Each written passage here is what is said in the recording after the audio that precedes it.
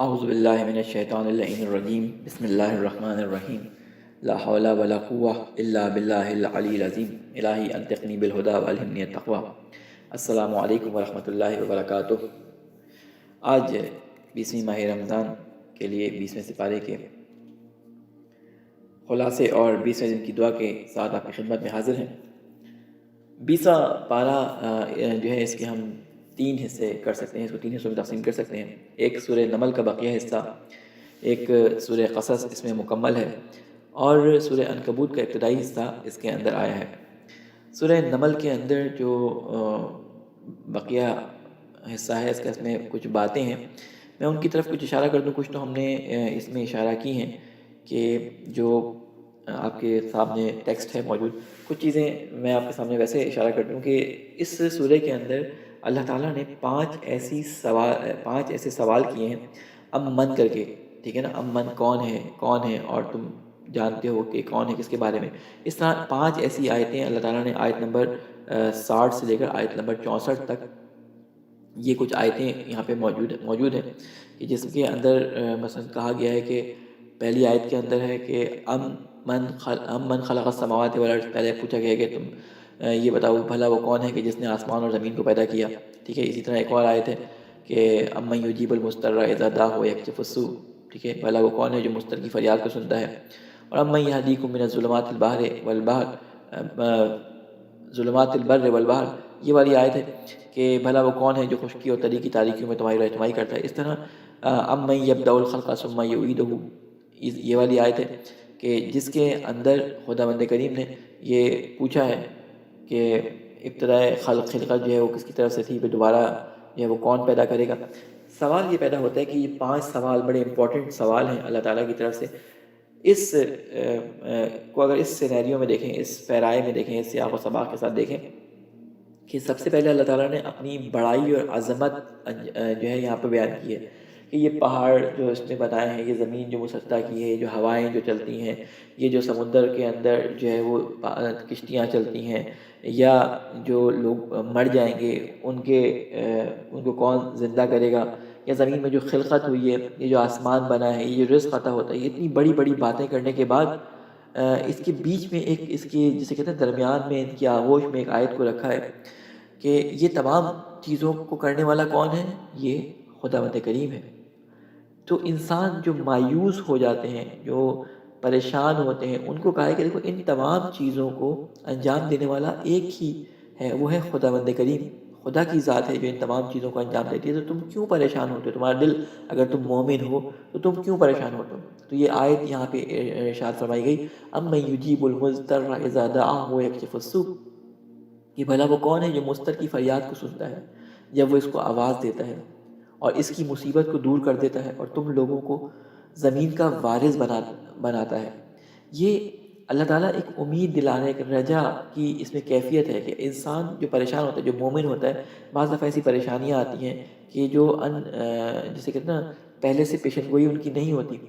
جیسے بہت سارے ایسے کام ہوتے ہیں کہ انسان کو نہیں پتہ، جیسے ایک دم سے لاک ڈاؤن شروع ہو گیا، کچھ لوگ اس میں پھنس گئے بہت بری طرح، کوئی سفر پہ گئے ہوئے تھے وہاں پھنس گئے، کوئی مختلف کسی جگہ پر منتقل ہوا وہ وہاں پھنس گیا، مختلف لوگوں کے ساتھ پرابلم ہو گئی جو پہلے سے معلوم نہیں تھی لوگوں کو۔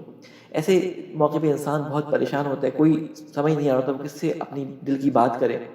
تو اس موقع پہ انسان جب قرآن مجید پڑھتا ہے تو اس سورہ کے اندر بڑی خوبصورت آیت ہے، اس کو پڑھ کر دل کو سکون آتا ہے کہ کون ہے جو تمہارے اس مضطر کی، تمہاری اس اضطراب والی کیفیت کو تمہارے جو ہے وہ صحیح کرے گا۔ وہ خداوند کریم کی ذات ہے جس نے ان آسمانوں زمین کو خلق کیا، یہ پہاڑوں کو بنایا، زمین کا فرش بچھایا، دریا بچھایا، یہ سارے کام کرنے والا وہی خدا ہے جو تمہاری مدد کرے گا۔ انشاءاللہ یقین رکھنا چاہیے کہ ان مشکلات میں خدا ہماری مدد کرے گا۔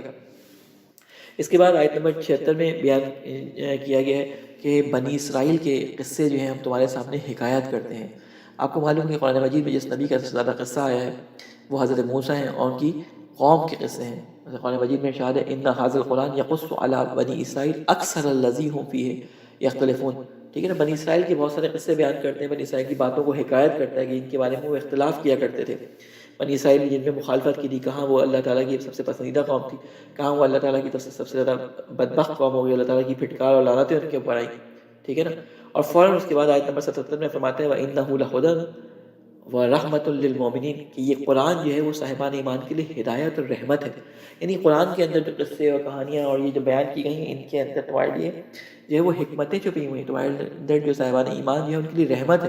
ایمان والوں سے کہا گیا ان قصوں کو پڑھو، اپنے لیے سبق لو، اپنے لیے جو ہے وہ جو ہے راہ کو تعین کرو. کہ بنی اسرائیل کے بارے میں خیر میں اکثر اپنے لیکچر میں یہ بات ذکر کرتا ہوں، پہلا تفصیل کے ساتھ آپ جب پڑھیں اس کو تو ان آیتوں پہ ذرا غور کریے گا. اس کے بعد سورہ نمل کا جو بقیہ حصہ ہے اس میں توحید کے کچھ حصے بیان کیے گئے ہیں کہ آسمان اور یہ ساری چیزیں جو بیان ہوئی ہیں کہ کس نے پیدا کی ہیں. پھر اس کے بعد قیامت کا ذکر ہے. ایک ذکر جو قرآن مجید میں سب سے زیادہ آیا ہے وہ ہے قیامت کا ذکر. یعنی تقریباً 1/7 میں قرآن 1/3 قرآن کا جو ہے وہ قیامت کے ذکر سے بھرا پڑا ہے. قیامت میں یہ ہوگا، قیامت ایسے آئے گی، جو قیامت کو نہیں مانتا اس کے ساتھ ایسا ہوگا، قیامت آئے گی تو کیا ہوگا، قیامت پہ ایمان جو لے کے آتے ہیں ان کی سچویشن کیسی ہوتی ہے، اگر کوئی قیامت کے بارے میں تم سے سوال کرے تو کس طرح کا جو ہے اس کو جواب دو، جو قیامت کا منکر ہو اس کے ساتھ کس طرح سے ٹریٹ کرو. تو پورے قرآن مجید میں قیامت کے بارے میں بہت تاکید آئی ہے اور کہا ہے کہ جو قیامت پہ یقین نہیں رکھتا، پھر اس کی کوالٹیز بیان کی گئی ہیں کہ جو وہ قیامت پہ یقین نہیں رکھتے، وہ یہ کرتے ہیں یہ کرتے ہیں یہ کرتے ہیں. ابھی انشاءاللہ انہی سوروں میں کسی میں آئے گا کہ قیامت پہ یقین نہ رکھنے والا کیا ہوتا ہے کہ جب اس کے سامنے اللہ کی باتیں بیان کی جاتی ہیں وہ اس توجہ ہی نہیں کرتا. وہ کہتا ہے میں ان باتوں میں، یہ میرے سامنے ایسی مذہبی باتیں نہ کیا گیا، میرے سامنے ایسی جو ہے نا وہ اماموں کے قصے، میرے سامنے نبیوں کے قصے، میرے سامنے قرآن کے قصے سنا کے یہ آئیڈیل باتیں میرے سامنے نہ کیا کریں. میں جو ہے پریکٹیکل باتیں کرتا ہوں. یہ بتائیں کہ کتنا پیسہ ہے، اس سے کتنا انٹرسٹ آ سکتا ہے، اس سے کتنا کاروبار ہو سکتا ہے، کتنا جو ہے وہ خرچہ ہو سکتا ہے. یہ اس طرح کی باتیں وہ پریکٹیکلی اور اس طرح کی باتیں اپنے آپ کو بہت ذہین سمجھ رہا ہوتا ہے. قرآن مجید اس کے بعد بارے میں فرماتا ہے کہ یہ وہ لوگ ہیں جو ایمان نہیں لاتے اور قیامت پہ یقین نہیں رکھتے. اور یہ آج یہ بیماری، یہ نفسیاتی بیماری یا تکبر والی بیماری آج نہیں ہے، یہ ہمیشہ سے لوگوں میں پچھلے مذاہب میں بھی پائی جاتی تھی. تو قیامت کے بارے میں بتایا گیا کہ سور پھونکا جائے گا، پہاڑ جو ہے بادلوں کی طرح ہوا میں اڑیں گے اور سب کو جمع کر دیا جائے گا. اچھے لوگوں کو ان کی جو انعام دیا جائے گا اور برے لوگوں کو ان کی سزا دی جائے گی. پھر سورہ قصص اس کے اندر شروع ہوتی ہے کہ جس کے اندر حضرت موسیٰ اور فرعون کا جو ہے وہ تفصیلی واقعہ موجود ہے کہ موسیٰ اور فرعون کی آپس میں جو کنورسیشن تھی، حضرت موسیٰ علیہ السلام کے ساتھ جو ہے اس نے کہا، حضرت موسیٰ نے وہ نشانیاں وغیرہ دکھائیں، ساری کی ساری وہ موجود ہیں. پھر حضرت موسیٰ اور قارون کا قصہ موجود ہے. قارون جو ہے بہت امیر آدمی تھا، بہت پیسہ تھا. کہا جاتا ہے کہ قارون کے جو خزانے تھے وہ اتنے تھے کہ اس کی چابیاں جو ہیں وہ کئی اونٹوں پہ لادی جاتی تھی. بعض لوگ کہتے ہیں 40 اونٹوں پہ، لیکن کئی اونٹوں پہ صرف اس خزانوں کی چابیاں لادی جاتی تھیں. یہ زمین پہ چلتا تھا، بڑی اکڑ کے چلتا تھا. تو اس کے بارے میں ہے جو تاریخ کی کتابوں میں ملتا ہے کہ یہ ایک دفعہ اسی طرح اپنی اکڑ میں جا رہا تھا کہ زمین نے اس کو اپنے اندر نگل لیا.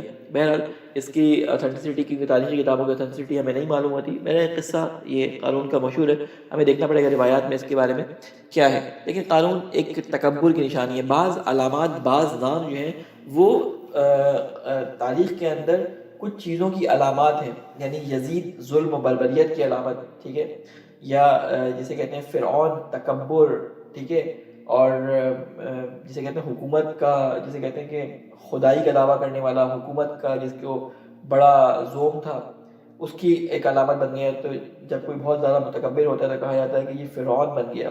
تو ایسے یہ لوگ سمبل بن گئے. قارون اسی طرح پیسے ہونے کی وجہ سے جو تکبر کا شکار ہو جاتے ہیں ان کو کہا جاتا ہے قارون جیسی حرکتیں نہ کرو. ٹھیک ہے، تو یہ کچھ باتوں کو اللہ تعالیٰ نے یعنی اس طرح سے بیان کیا کہ یہ سمبل بن گئے بہت سارے بد لوگوں کے. اسی طرح سورہ عنکبوت کے ابتدائی حصے میں 3 باتیں بیان کی گئی ہیں. اس میں توحید کے بارے میں بیان ہوا ہے، رسالت کے بارے میں بیان ہوا ہے، قیامت کا تذکرہ ہے. قیامت کا تذکرہ آپ کو قرآن مجید کی تقریباً ہر سورے میں، اگر نہیں تو ایک سورہ چھوڑ کے دوسری سورہ میں آپ کو قیامت کا تذکرہ ضرور ملے گا. ٹھیک ہے.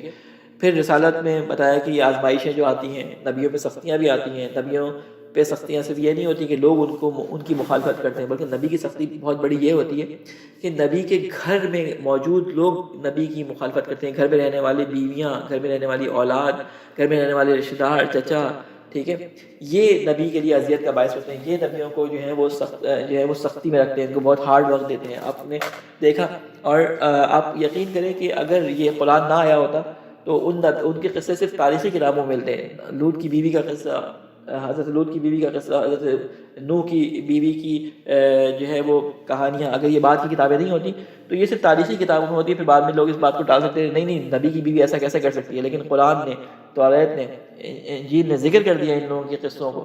اگر قرآن کے بعد بھی کوئی کتاب آتی تو یہ باقی لوگوں کے ذکر بھی اس میں آ جاتے ہیں کہ فلاں نے کس طرح سے جو ہے وہ رسول کو اذیت دی، فلاں نے کس طرح سے جو ہے وہ جو ہے ایذا پہنچایا نعوذ باللہ رسول خدا کو، یہ کہہ کر کے رسول خدا نعوذ باللہ جو ہے وہ ہذیان کہہ رہے ہیں۔ اس طرح کی باتیں رسول کے بارے میں کہنا، یعنی اذیت پہنچانا رسول کو، جس سے رسول کو اذیت ہو اور رسول اپنی محفل سے نکال دیں۔ اگر قرآن کے بعد کوئی کتاب آتی تو یقیناً ان لوگوں کی مذمت قرآن کے اندر اس کتاب کے اندر آتی، لیکن تو شکر ہے کہ قرآن کے بعد کوئی کتاب نہیں آئی، اس لیے جو ہے وہ لوگ جو ہے بہت مشہور ہو گئے۔ بہرحال اس کے بعد قیامت کا تذکرہ ہے اس کے اندر اور باتیں۔ آج جو دعا ہم 20ویں سپارے کی پڑھیں گے، اس میں کچھ چیزیں جو بیان کی ہیں، ان کا تذکرہ، ان کی تفسیر اس دعا کے اندر ہم اس کو کچھ بیان کریں گے۔ پہلا جو اس کا بند ہے دعا کا، اس کے اندر ارشاد ہے کہ اللہم افتح لی فیہ ابواب الجنان واغلق انی فیہ ابواب النیران وفقنی فیہ لتلاوت القرآن یا منزل السکینہ فی قلوب المؤمنین۔ اے اللہ آج کے دن میرے لیے جنت کے دروازوں کو کھول دے اور جہنم کے دروازوں کو بند کر دے، تلاوت قرآن کی توفیق کرامت فرما، اے مومنین کے دلوں پر سکون کو نازل کرنے والے۔ اس میں پہلا جو بند ہے، اس میں ارشاد ہے کہ اللہم افتح لی فیہ ابواب الجنان، اے اللہ میرے لیے جنت کے دروازوں کو کھول دے۔ کیا مراد ہے؟ کہ ان گناہوں کو جو میں نے پچھلی زندگی میں انجام دیے ہیں اور ان کو جو ہے میں ان کی توبہ نہیں کر سکا، اس رمضان میں مجھے توفیق عطا فرما کہ میں ان گناہوں کی جو ہے وہ تجھ سے توبہ کر سکوں، معافی مانگ سکوں۔ کیونکہ اگر کسی کی گردن پہ کوئی گناہ ہے تو یا اس کے گردن پہ کسی کا حق ہے تو وہ جنت اس پہ حرام ہے جب تک کہ وہ گناہ اس کا معاف نہ ہو جائے، وہ حق وہ ادا نہ کر دے۔ لہٰذا یہاں پہ دعا میں کہا گیا کہ میرے ان گناہوں کو معاف کر دے اور مجھے نیک کاموں کو انجام دینے کی توفیق عطا فرما، مجھے رغبت دے نیک کاموں کی طرف، کیونکہ میں نیک کام کروں گا تو میرے گناہ دھلیں گے۔ خدا نے کہا ہے کہ مجھ سے توبہ کرو، نیک کام کرو، میں تمہارے پچھلے گناہوں کو بھی نیک کاموں سے، حسنات سے بدل دوں گا، ٹھیک ہے نا؟ تو مجھے توفیق دے کہ میں توبہ کر سکوں اور اپنے آخری عمر آنے سے پہلے، مجھے نہیں معلوم کہ میں کس وقت مر جاؤں، ہر انسان کے سر پہ جو ہے وہ موت کی تلوار لٹکی ہے، اور آج کل کے جو حالات ہیں کوئی یہ نہیں کہہ سکتا کہ جی میں 50 سال کی عمر میں یا 60 سال کی عمر تک زندگی کروں گا، نہیں، آج کل جوان بھی مر رہے ہیں، چھوٹے بچے بھی مر رہے ہیں، بوڑھے بھی مر رہے ہیں اور ادھیڑ عمر کے بھی مر رہے ہیں، یعنی کوئی گارنٹی نہیں ہے کسی کی زندگی کی۔ یہاں سے اٹھا گر گیا، میں ایسے لوگوں کو جانتا ہوں کہ کل میرے ساتھ تھے اور اگلے دن خبر آئی کہ ان کا انتقال ہو گیا۔ جوان جہان 14 سال کے بچے بھی شامل ہیں، جس میں 8 سال کے بچے بھی شامل ہیں، جس میں 2 سال کے بچے بھی شامل ہیں، جس میں 50 سال کے بوڑھے بھی شامل ہیں، اور جس کو خدا زندگی دیتا ہے وہ وینٹیلیٹر پہ 2 مہینے رہنے کے بعد واپس آ جاتے ہیں جب خدا نے زندگی رکھی ہوتی ہے۔ اس لیے انسان کی موت کا کچھ نہیں پتا۔ اس نے کہا ہے کہ موت آنے سے پہلے میرے گناہوں سے مجھے معاف کر دے تاکہ میں جنت میں تیرے باغات میں داخل ہو سکوں۔ پھر اگلا جملہ ہے اغلق عنی فیہ ابواب النیران، اے اللہ میرے اوپر جہنم کے دروازوں کو بند کر دے۔ جہنم کے دروازے کھلتے کیسے ہیں؟ جہنم کے دروازے کھلتے ہیں، یہاں پہ اشارہ ہے اس بات کی طرف کہ وہ لوگ جو خدا سے اور رسول سے اور رسول کے، جن کو رسول نے کہا ہے کہ ان کی اطاعت کرو، جن کی خدا نے کہا ہے کہ ان کی اطاعت کرو، ان سے دشمنی رکھتے ہیں، وہ اللہ کے جہنم میں جانے کے حقدار بن جاتے ہیں۔ یہ بات باعث بنتی ہے کہ وہ جہنم میں جائیں۔ سورہ توبہ کی آیت نمبر 63 میں یہ ارشاد ہے کہ الم یعلم انہ من یحادد اللہ ورسولہ فإن له نار جہنم خالدا فیہا ذلک الخزی العظیم، کہ جان لو اس بات کو، کیا کہ تم یہ نہیں جانتے کہ جو خدا اور رسول سے دشمنی کرے گا اس کے لیے آتش جہنم ہے اور اسی میں وہ ہمیشہ رہے گا، اور یہ بہت بڑی رسوائی ہے۔ اے خدا ہم تجھ سے دعا کرتے ہیں کہ ہمیں ان کاموں سے بچا جو تجھے اور تیرے رسول کو ناپسند ہیں، ان لوگوں سے محبت کرنے کی ہمیں توفیق عطا فرما جن سے تجھے اور تیرے رسول کو محبت ہے۔ اے خدا جن سے تجھے اور تیرے رسول کو محبت ہے، جن کو تو محبوب رکھتا ہے، تیرا رسول محبوب رکھتا ہے، جو ان لوگوں کو اذیت پہنچائے ان سے ہمیں بیزار فرما۔ ہم ان لوگوں کو پسند نہیں کرتے جو ہمارے رسول کو اور ہمارے خدا کو اور جو ان کے محبوب ہیں ان کو اذیت پہنچائے، ہمیں وہ پسند نہیں ہے، ہمارا دل ان کو نہیں مانتا۔ پھر اس کے بعد فرمایا وفقنی فیہ لتلاوت القرآن یا منزل السکینت فی قلوب المومنین، اے خدا مجھے قرآن کی تلاوت کی توفیق عطا فرما، اے مومنین کے دلوں پر سکون کو نازل کرنے والے، ہمیں اس مہینے کے اندر جو قرآن کی بہار کا مہینہ ہے، قرآن کا ظرف ہے رمضان، یعنی اس ظرف کے اندر قرآن کا نزول ہوا، تو اس مہینے میں ہمیں توفیق عطا فرما کہ ہم زیادہ سے زیادہ قرآن کی تلاوت کریں، ہم زیادہ سے زیادہ قرآن کو سمجھیں، ہم زیادہ سے زیادہ جو ہے وہ اس کے اندر سے اپنے لیے راہ ہدایت کو تعین کر سکیں، اس کے لیے راستے معین کر سکیں اپنی ہدایت کے لیے۔ لہٰذا ایک روایت آپ کے سامنے بیان کر کے اپنی بات کو ختم کروں کہ رسول خدا صلی اللہ علیہ وآلہ وسلم سے ایک روایت ہے کہ اپنے گھروں کو تلاوت قرآن کے نور سے روشن کرو، اور ان کو یہود اور نصارہ کی طرح قبرستان نہ بناؤ اپنے گھروں کو، کیونکہ یہ لوگ اپنی نمازیں جو تھی کیا کرتے تھے، یہ اپنی نمازوں اور عبادات کو عبادت گاہوں میں انجام دیتے تھے، اور گھروں کو قبرستان کی طرح کچھ مذہبی جو ہے وہ کام گھروں میں انجام نہیں دیتے تھے۔ تو کہا کہ ان کی طرح اپنے گھروں کو قبرستان نہ بناؤ۔ اور پھر روایات میں ملتا ہے، اور روایات میں کہ جس گھر میں تلاوت قرآن کثرت سے ہوتی ہے اس گھر میں برکتیں اور نور کثرت سے ہوتا ہے، اور یہ گھر اتنا نورانی ہوتا ہے کہ جس طرح ہم یہاں سے بیٹھ کے ستاروں کی چمک دیکھتے ہیں، آسمان والوں کے لیے یہ گھر نورانی ہو جاتا ہے، بالکل ان کو یہ گھر ایسا دکھتا ہے کہ جیسے ہمیں یہاں سے بیٹھ کے ستارے دکھتے ہیں۔